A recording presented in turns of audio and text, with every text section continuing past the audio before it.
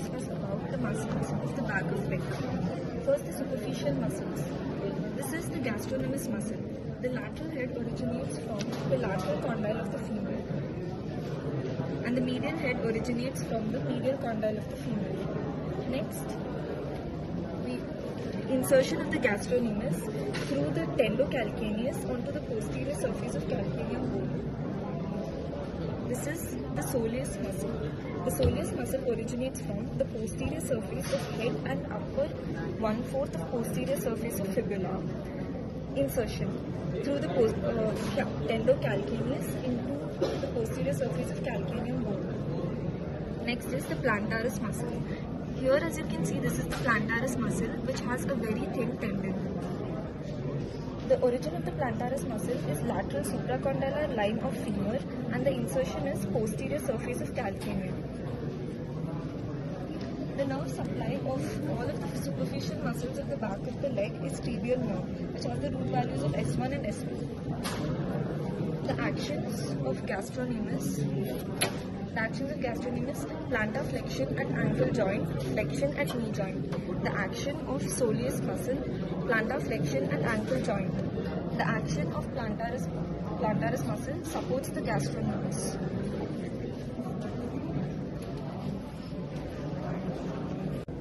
Now we are going to discuss about the deep muscles of the back of leg. This is the popliteus muscle. The origin of the popliteus muscle is popliteal groove at the lateral surface of lateral condyle of femur. Insertion, triangular area above the soleal line of tibia. Next. This is the tendon of tibialis posterior. Origin of the tibialis posterior is upper 2/3 of the lateral part of posterior surface of tibia below the soleal line. Insertion, tuberosity of navicular bone. All tarsals except talus.